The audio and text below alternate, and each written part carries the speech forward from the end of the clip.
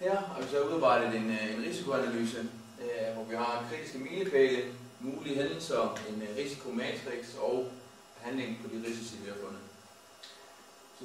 Så har vi fundet de kritiske milepæle, der er essentielle for gennemførelsen af vores projekt.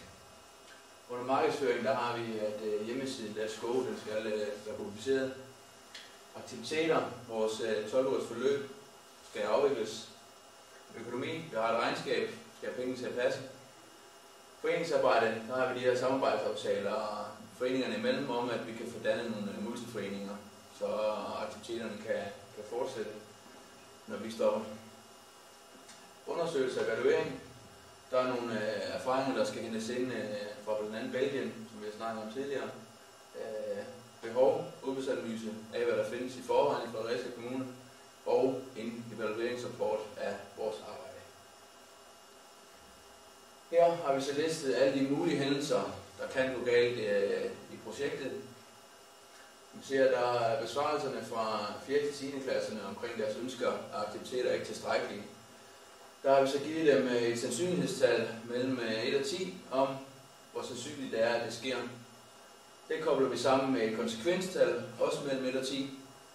Og tilsammen får vi så risikoens størrelse. Det giver så 48, som er den største risikofaktor i vores projekt. Så er de så listet hernede af i prioriteret rækkefølge, hvor stor risikoen er.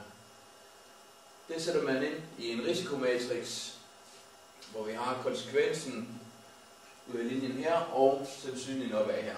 Så bliver de bare plottet ind, hvor de passer i forhold til de tal, vi har givet. Ligger de hernede ved lav konsekvens og lav sandsynlighed, så overvåger man det blot og kan se på dem i løbet af projektet, om de skal tages op til overvejelse, om de skal lægges et andet sted.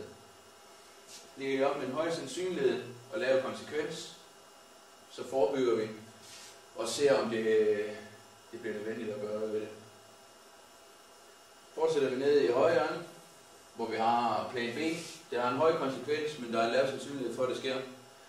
Så lægger vi den her plan B for, hvis nu at sandsynligheden kommer til at stige, så har vi den her plan B, der kan iværksættes. Den skal så iværksættes i rette tid, sådan at det ikke når at gå galt, inden vi sætter vores plan B i gang. Og hvis både sandsynligheden og konsekvensen er høj, så forebygger vi og planlægger en plan B. Det har vi så sat ind i her handling på risici. Nu havde vi, hvor tilbage vi ser hændelse nummer 1, der ligger oppe i forebygge og planlægge. Forebygge, så sørger vi for at god information til skolelærerne omkring vigtigheden af spørgeskemaerne, samt for at de er let forståelige for børnene, der skal udfylde dem, og lærerne, der skal hjælpe dem. I plan B, hvis det skulle gå galt, så aflægger vi de enkelte skoler nogle besøg, og så vi ligesom kan spørge eleverne direkte, hvad de tænker og hvad de synes er spændende.